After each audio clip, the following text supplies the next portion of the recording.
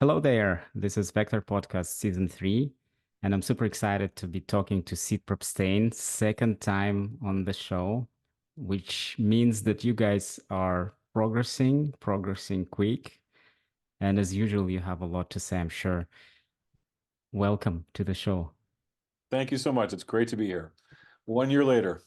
Exactly 1 year later.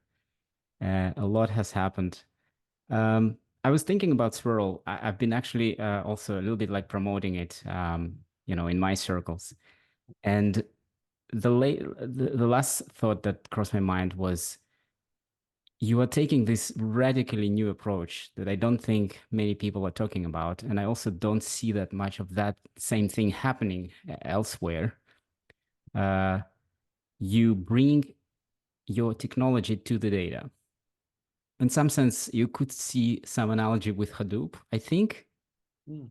Yeah, when computation was brought to the data, not vice versa, because data was big, so it's very hard to copy it. But your approach is, of course, different, and the problem that you're solving is different because um, it's siloed search engines, siloed data.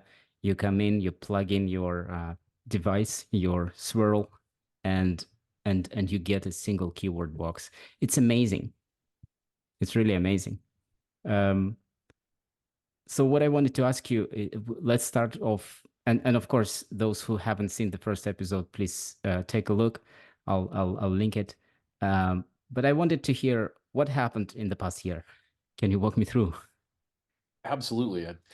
It's been an amazing time, I think, in the industry, right? Almost every week, there's a massive new important headline, some AI advance that if you don't get in front of it, it's going to be the end. Anyway, since that happens every week, I've kind of gotten used to it. But I think from the perspective of the large enterprise, right, big regulated companies with thousands and thousands of users and thousands and thousands of systems, that it's been a time of inspiration and a little bit of continued nervousness about what it all means. Last March, on the 15th, actually, was the was or 14th was Pi Day, and that was the 1 year anniversary of GPT-4. What I've learned is that those large enterprises were again looked at GPT-4 and said, "This is going to change our business. This can really help everybody be an efficient expert and just slice through right the current problems of siloed data and inconsistent systems." But at the same time, there was a lot of fear about, well, if are we exposing valuable internal data to AIs that are then going to be trained on it? Is this going to be exposed, lost? There have been many, many lawsuits. So ultimately, the large enterprise did what they always do, which is engage with it on their own terms. And many of them purchased, download, installed, right, AI, generative AIs and LLMs in their private clouds. And we're working with one large company that did that and trained it with a bunch of what they called safe data. So annual reports and employee handbook. And it's very interesting to talk to, but it can't really help a business person, right? Or somebody trying to answer a question in the supply chain group or in the R&D group or in HR because it doesn't have access to those systems. And in those places, you've ever worked there, when you onboard, the first thing they do is your manager does, right, is they open a bunch of tickets so that you can have access to systems. That's hard enough. So the reason that there's been in a way, so little progress, right? Lots of installs of AI, but not that much real. I'd love to hear from you some of the use cases out there. People are still trying to say, we're still trying to get the data to the AI so that it can provide the benefit. And what happened is this. They've got the AIs installed. The first generation of AI architecture, for solution architectures, is what I will refer to as a vendor-driven, put the data in architecture. Literally every product out there, I don't want to name them, but they all say the first step is put the data in. Again, like for some people, for many applications, for POVs, for testing it out, that's great. And who hasn't done it with a few PDFs, right? And got some interesting results. But you can't just take a copy of a departmental database and hand it over to a centralized corporate database for training. Like that, there are rules in place to prevent that. Even more difficult is the idea that you would send it outside your perimeter into someone else's cloud, right? At another big manufacturing firm, they have a 24-month waiting list to onboard a new SaaS product, right? They're like, we have to put our security team on it. So I believe it's a very interesting time. And ultimately, what happened is Swirl thought differently about the problem. As you said, we thought about it from the search technology perspective. Why would we move all of the data? Instead, essentially take only the data that's needed and give it to the AI at that moment. And what Swirl does first to do that is we create a single pane of glass. The next thing I'll mention is Swirl is software. We're a software company, and our software is typically deployed in the customer's private cloud. We are happy to do hosting for POVs and for various applications, but for large enterprise, we don't expect that to be the case. Once you deploy Swirl, it integrates with your single sign-on systems, such as Microsoft or Okta or Ping Federate. Others, you can have CAS, whatever in there. Once it's configured, you send a question, a prompt, or a query, a search query to Swirl. It brokers that query to all the sources that it's authorized to do so, and it does so on behalf of that user. So it's not only is it safe, compliant search using existing infrastructure, but it's personal. The data that the user or caller gets back is based on what that user can see. So I use it all the time, and it's my email, my Outlook, my calendar, my LinkedIn, whatever, right? It's my view. We actually love the idea that we should present the data to the user. So you get that single pane of glass, and actually you can decide what to do with it. You could say, I don't want this source or whatever. You can make adjustments. But ultimately, we then execute RAG. We have our own excellent high quality RAG, better than many. In particular, it seeks highly relevant passages from all of the documents. We can fetch the documents and authenticate on the fly to do that. Bind those to a prompt. We have our own prompt engineering. You can override it and then do the RAG against a huge list of AI providers. Actually, we support more than 20 today, including most of the ones we see out there: OpenAI and Azure, Bedrock, Anthropic, Google, Mistral, Cohere, etc. And in all cases, no code should be required. You configure an existing connector more than likely. You're putting in just endpoint information and authentication tokens. And then Swirl, again, does that brokering, creates that pane of glass, and executes RAG. You can also use Swirl just for the R if you have your own RAG, right? You can get the result list and do your fetching, or you can hook after you've got the Swirl has the fetched results, and you can operate that on just the full documents.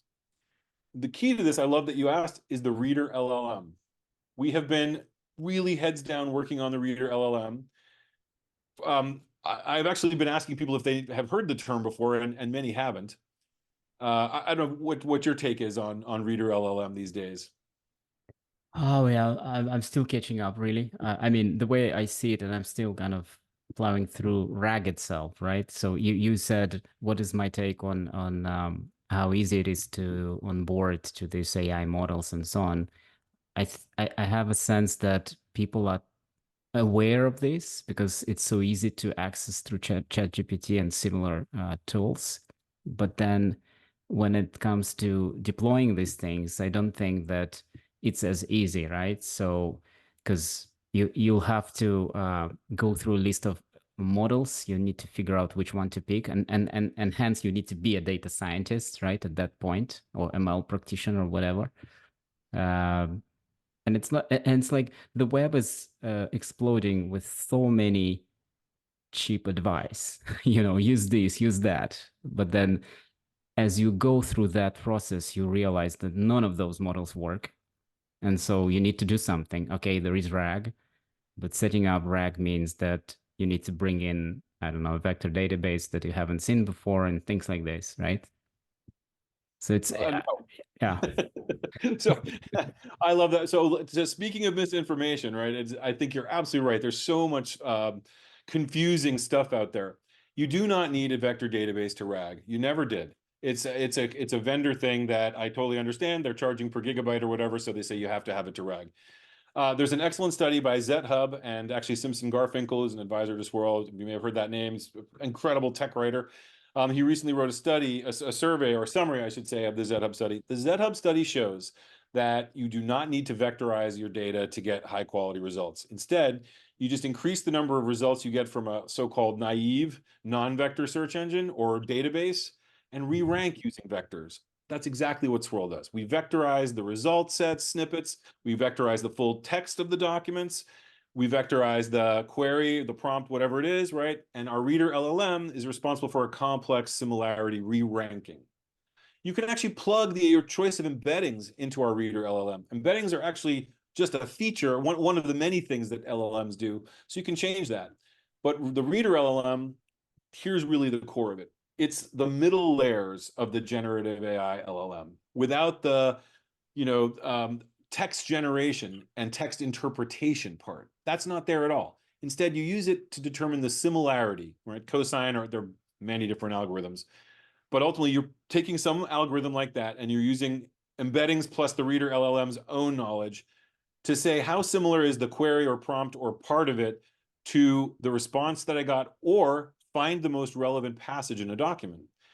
Because you're absolutely right. There are tools like LangChain out there, as one example, which give you lots of interesting tooling, right? But it's still on you, the developer. I actually had ChatGPT generate me a pipeline just as a demo. And the biggest problem is it generated a function that I have to fill in, which is called select documents. That's really hard. And ultimately, like, you're basically just providing the pipeline to move the data once again. But it's the Reader LLM in SWIRL is all about re-ranking and finding the best passages so that you are not sending a 100-page PDF of which one paragraph is relevant. You are sending the paragraph. And that way you can put a lot more data, and you can also not blow out your token limits, right? Assuming you have such a thing if you're on-prem. But that's the Reader LLM. And I'll say this, Reader LLMs are the unsung heroes of especially search, but also of RAG. When you're looking at, I would say, Bing or ChatGPT, and you ask it a question and it goes and fetches documents from the web, it's almost certainly using a Reader LLM to determine which pages are best. And to be fair, right, Bing and Google have incredible knowledge of that already, so it's not like it's that hard. But then they're almost certainly reading the most relevant passages, right? They're not just passing the whole web page in. So Reader LLMs are a thing. They're definitely becoming more and more prevalent, and they provide a critical non-hallucinating step to help find the best results, so the user doesn't have to. And that's very interesting.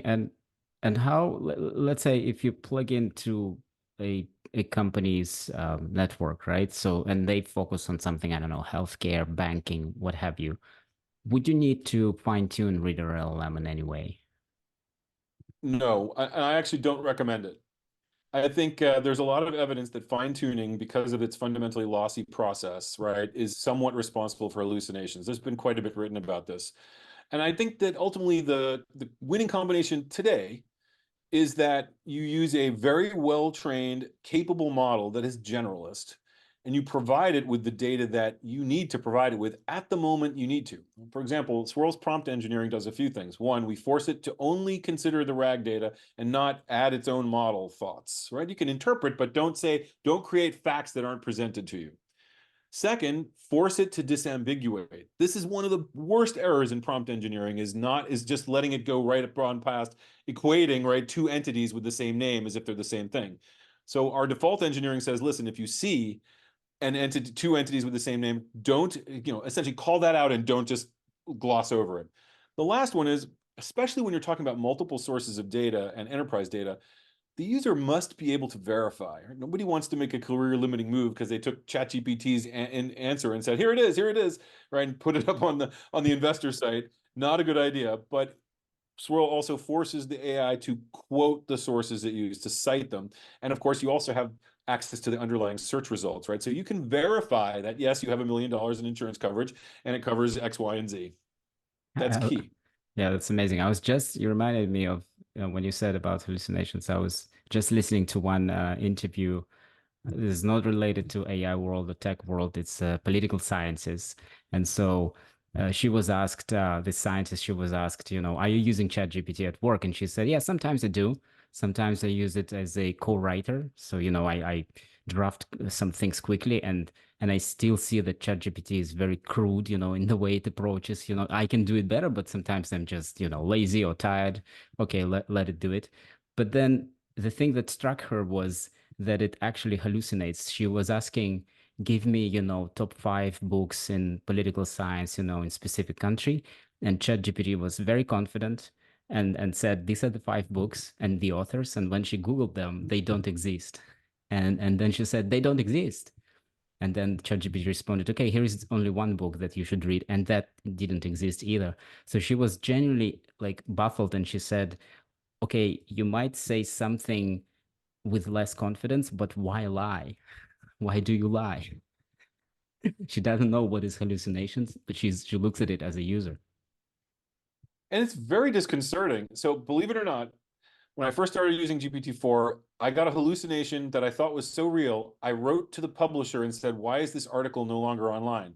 And the publisher wrote back and said, there is no such article, but it could have been. It was authored by someone, they said, GPT-4 said it was authored by another author who had posted on that site. The URL looked correct and the content looked, I mean, the snippet it gave me looked absolutely real.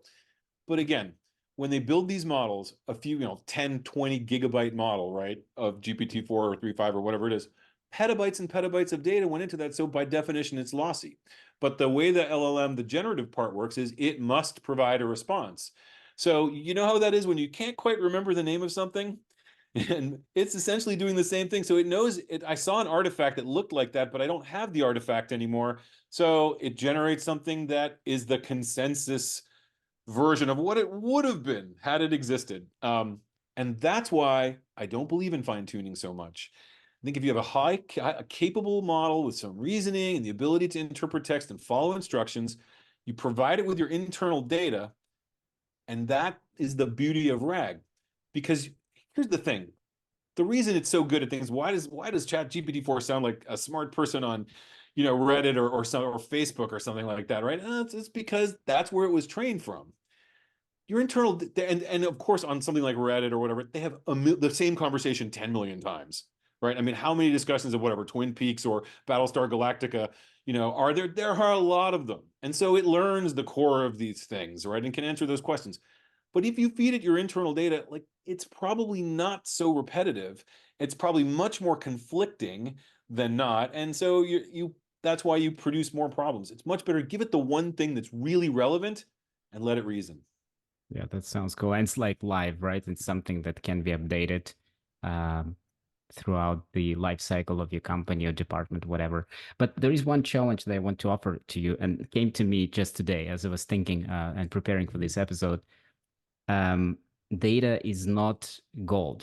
Sometimes it is gold because everyone talks about it, la la la. But like, it also is very complex machinery, and it can have mistakes of its own. Misattribution, misclassification, a human error, what have you. How would you say Reader LLM or SWIRL gonna tackle this issue, or is it just gonna transparently sort of like garbage in, garbage out type of response? It's a great question.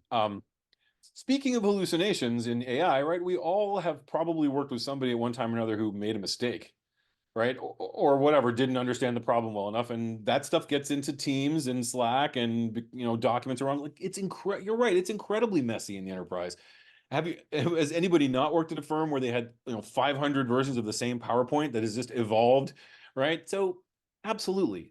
Well, these are things that ultimately are going to have to continue to be worked on. But here's what my point. Number one, if you leave the system data in the system of record, you're much less likely to introduce new problems, especially like security problems. And if you leave it in the system of record, then any domain modeling, lexicons, ontologies, taxonomies, you get the benefit of those.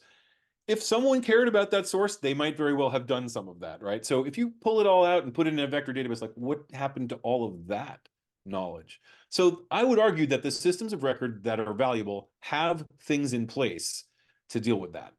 Number two, the Reader LLM does a couple things to help this. One, it's aware of certain commonly problematic formats.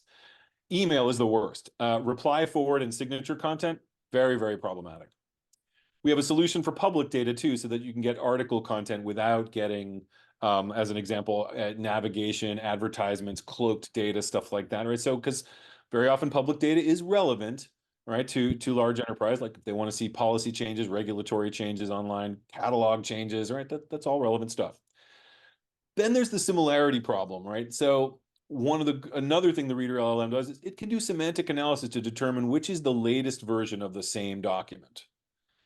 That's one of the great LLMs are amazing at that. Much better at old school like multi-window setups where you're trying to take out like a signature of the document and say, well, it's very similar, but the LLM does it much better, right? And you can quickly say, no, this is the latest version of that spreadsheet. Or you can let the user decide. It's another thing. Who doesn't love shopping? I love being able to look at my shopping cart full of swirl results and say, this one I know isn't really relevant, or these are the 5 results, or maybe this is the source, or these are the sources that I want my data from today. That's another way of allowing the user to bring their expertise and experience and knowledge and say, no, no, no, Colibra, not ThoughtSpot, Snowflake, not Oracle, whatever. And I'm not picking on anybody. We all can say they're all present. They all have value. The question is, which one has the answer for me today? Well, until they can write the query with the context that answers that, I think the key is to keep the user in the loop, make sure that there are citations, and ultimately that in a year, the systems will be smarter and many of these problems will be solved. After all, almost all the naive search engines, right, that were BM25 or whatever, they pretty much all have vector upgrades now. The only question is, can you wait long enough to vectorize at high dimensional space a few million documents? Exactly. Yeah, sometimes when I use ChatGPT, I don't use it that often, by the way, for some reason. Maybe it says something about me. Maybe I should, learn to do it. But sometimes, as you said, it just generates something. It seems a little average. It's a code snippet or something like that. You try it, it doesn't work. At that point, when I get frustrated a little bit, I'm like, can you show me the source? Maybe a link to Stack Overflow so I can go and drill in for myself. I don't have to sort of keep pounding at you and asking, okay, that didn't work, this didn't work. Because I can do the same thing just staring at the Stack Overflow page, right? And maybe there have been already some updates and someone said, no, that doesn't work. Sometimes you see the selected answer, but then there is another one which everyone says that works, not the selected one. So that's just funny. Yeah, that's amazing. So Reader LLM, like just to sort of bring it back to the ground, especially for those who are sort of novice, like myself, I still consider myself novice. You know, have you sort of taken a Reader LLM off the shelf? You sort of implemented someone's paper or took it, or did you have to train it? How did you go about it? We built it largely from it's been an evolving thing, but there definitely are other reader LLMs out there. The key is to preserve the structure, right? And the pieces of the structure that allows you to do similarity. We implemented our own similarity and other algos. We also do things like named entity recognition and sentiment analysis. LLMs are great at that stuff. It can do scoring for machine learning purposes, right? So we have a nice intention detection system now that will essentially, based on the responses that you got to tell you which sources are most relevant right up front, right? Based on the responses and also optionally ratings, right? If you want to bring that into the system. Passage detection is totally in response. Our Reader LLM's passage detection is totally in response to the problem you described, right? Which is the data's messy. And we don't necessarily want to ship 500, 100-page PDFs that have essentially the same data. So it finds the most relevant passage super quickly and truncates the document down to a window around it. Those are the things, and we've really implemented it ourselves. It's our own creation. Oh, that's fantastic. So that's your secret sauce as well. I mean, that's something to be proud of. And also, I want to sort of close off the sort of description that you gave, or maybe looking a bit into the future. Um, does Swirl have some way of feedback? Do you plan to, if not, do you plan to implement? Do you think it's reasonable to have a feedback loop? Like in ChatGPT, you can say thumbs up, thumbs down. You cannot say much. You can say this was the answer. I don't know if that's gonna go into the loop, but whatever. At least it gives me the joy of sort of completing it. Yeah. Oh, yes. So when Swirl AI Connect is deployed in the enterprise, for starters, you get to connect the data and get RAG and your choice of AIs. And by the way, it's again configuration for the AI. You put your keys in, right? Pick the model, and you can RAG against it. You can also choose the role you want to use different generative AI in, right? So you can use it for query writing, you can use it for direct answer, you can use it for RAG. If it has embeddings, you can use that to power the Reader LLM. So just to be clear there, it's a bit more flexible. I was asking about feedback, right? So like, Yes. do you have it? And if not, do you think it's reasonable to have it? Right. Absolutely. So after you deploy AI Connect, as mentioned, you get those abilities. Then we have an analytics package, which will give you insight as to which sources are providing the most relevant responses and rating and putting all of that into dashboards, understanding who are the number one users, who write the best prompts, who get which sources produce the best results, which prompts produce it. Absolutely is all part of the offering. And ultimately, it's part of what we tailor, right, for the deployment. And again, that can be on premises. But AI Connect is the key because it's collecting that data on, again, always in the customer's private cloud. Like we don't see it, we're not SaaS.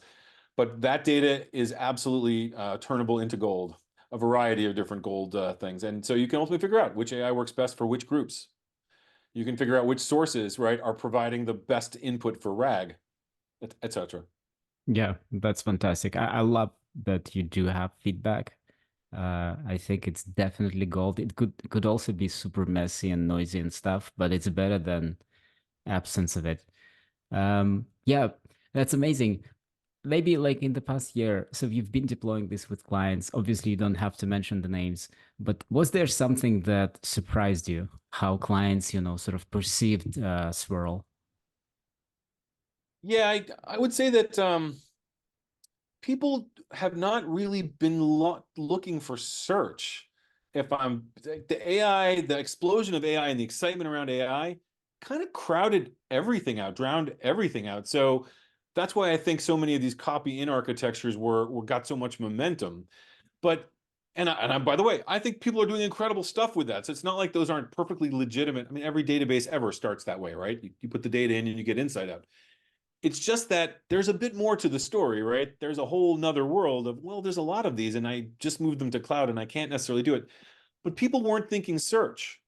I'm not sure what they believed the answer would be, but there were some excellent posts. There was one on LinkedIn by Vector Ventures, I think, or I should probably get the name right. But in any event, they published an excellent piece about how search is probably the answer to making AI work in a lot of these cases. And they also point out there's not that many people who have come at it from the search perspective. So that was a bit surprising to me because the large enterprise has always loved search, always.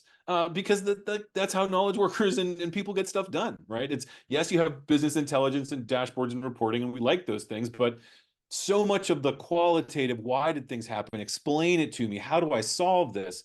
That's been something that search did a good job of. Ultimately, it's a technology, right? And the marriage of search with LLM, that seems to be the unlocker, if you will, in the enterprise.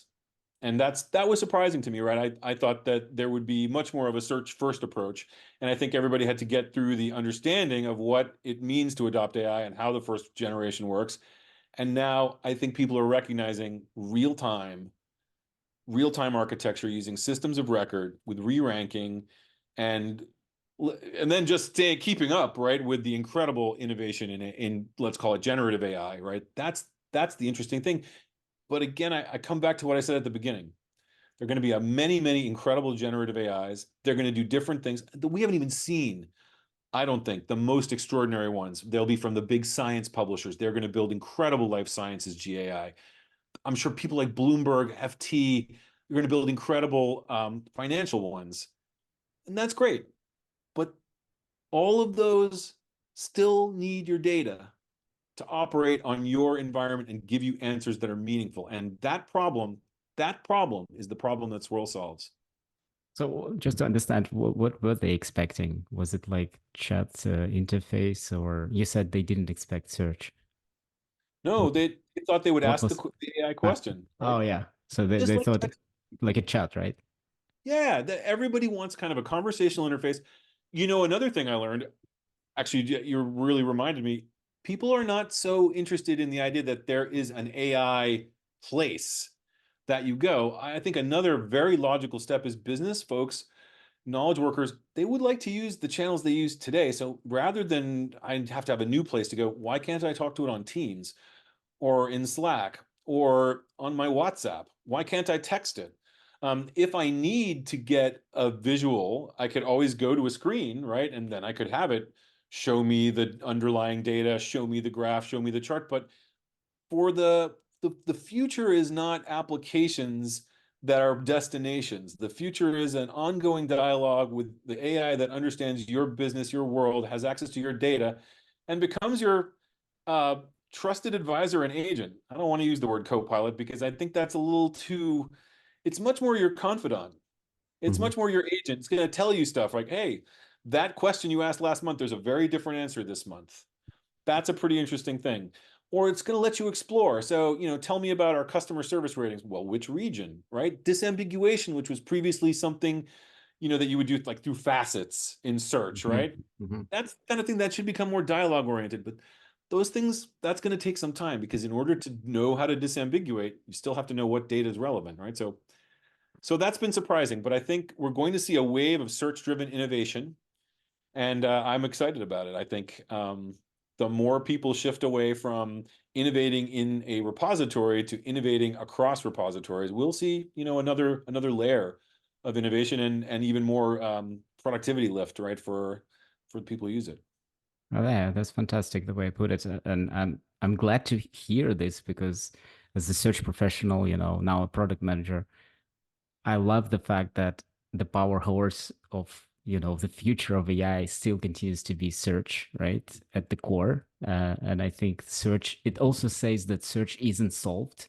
And maybe this is another iteration that we will approach it. But it's like, because search is also perception, right? It's also how you express yourself, how you perceive what you see. Maybe the interfaces will change, right? So sometimes I do want to, that product that Google had, Google Glass. Sometimes I want to have Glass on me to take a picture, or not to be as distracted by going and fetching my phone or something, right? Because today I still have to do that. It's not as immersive experience. And also I've noticed working with engineers now, when I flipped on this side of the process, I'm a product manager, so I keep thinking about things and they keep coding. And sometimes I've noticed that they don't even go back on Slack for like a couple hours when I ask something, because they don't want to be uh you know distracted from their IDEs. So maybe there could be a way for me me or agent or whoever to sort of sneak into their IDE, ask a question, talk to them, right? That would be fantastic. Maybe it sounds also a little crazy, like you still want to have privacy and sort of, you know, flow, but at the same time, there is reality of your job, right? You do need to go back to your email, to your Slack, to whatever you're using, Teams, and get distracted, and then you forget what is it that you've been onto when you come back to your mode of execution. Absolutely. In a way, applications are distracting. I think there was a really good study recently that showed the danger of interrupting engineers, right? Because of the context switch. It's definitely the same for business people. They're just like everybody else, right? Context matters and it can be hard to switch. I think that's the real promise of AI. Look at ChatGPT. You go to ChatGPT, they're going to have search soon, web search. You can ask it questions. You don't have to go to Google and Bing and 5 other places, right, to get it. And that is the real possibility that you would choose the way you want to interact with it. And that thing, in theory, that single point, that single pane of glass or single conversational agent, right? That could potentially be in front of many, many sources of data. And that, I think that's what people realize. It's hard to say what does it really look like in 5 years if AI really continues along the path it's on? The answer is it's the end of applications. Yeah, yeah, exactly. And going back to being immersive and sort of feeling that I'm myself and I am in control, and not like vice versa. When today I don't feel like I'm in control. Applications update by themselves, iPhone restarts. I have no idea what's in that update. I will not be able to ever understand what they do, but they do it. So sometimes I feel like whatever I have bought belongs to someone else. uh, but probably this will change, and I think this should change. As we wrap up, I was thinking, is there something you want to sort of call out to the community and say, by now SWIRL obviously has progressed. You guys are open source. I love it. You have a bunch of contributors probably that you trust and you work with. But is there anything that you would, benefit from calling out the larger community? I think I'm very happy to see the folks shift in focus towards search. I think the thing I'd call out is to say, there are many different user communities that want to consume AI that will benefit from it. And I think the key is not to go too far on the hype cycle, right? And because honestly, another thing I've learned is not everybody is into the details of how AI works, right? And like fine tuning is an example. It's a very deep discussion at some level. I'm no expert, right? I can tell you a lot about it, but I think there's people who've done much more on it than I will ever do. But at the end of the day, the user, that's way, way, way far from the user's head, right? What they're trying to understand, and the people who are making decisions about bringing these things in are, is it safe? How can I trust it? How do I get it to provide a benefit? So I think the honest thing is rather than focusing on, like, we've got a few more tokens than somebody else, talk about use cases. Focus on the user. I think that's where that's what SWIRL did from the beginning. Because if you're in search, like there is nothing but the user, right? The user's intent is everything, right? And from like we can go back to lots of great writing about that, from Byerza Yates to Tunkelang and all points in between. But the user's intent's important, and that's the thing to focus on. What are they trying to accomplish? And build great use cases that ultimately, allow people to focus on the things they'd rather focus on instead of, the minutia and the time of collecting all these different data points. Yeah, That's, I think, exactly. that's I think what we need to do as a tech industry responding to the user demand for AI. My 2 cents. Oh, that's amazing. Don't try to outsmart the users, and make things that you produce explainable, and so they probably will adopt them quicker. That's amazing. I also see a super, maybe provocative, really nice one from your side where you say that you outshined Google. I will link it in the show notes, and maybe we'll discuss it at some point as well. Something about ranking. Look, Sid, I really enjoyed chatting to you today. I'm sure there will be someone, in the community reaching out and maybe trying out Swirl. To be honest, it's itching for me to try it out, right? When I said it, when I mentioned it in my company, and someone said, I would love to have that single keyword box so that I can search Slack and Confluence and email and everything. That's amazing. That's fantastic. And also amazing that you guys do it in the open so everyone can try it. All the best to you. Good luck in whatever you are building in your next big things. Dimitri, thank you so much. It was great to talk to you. And when you want to ready to try Swirl, get the open source version and join our Slack, and we'll be happy to help. Absolutely. Thank you very much. Enjoy your day. You too.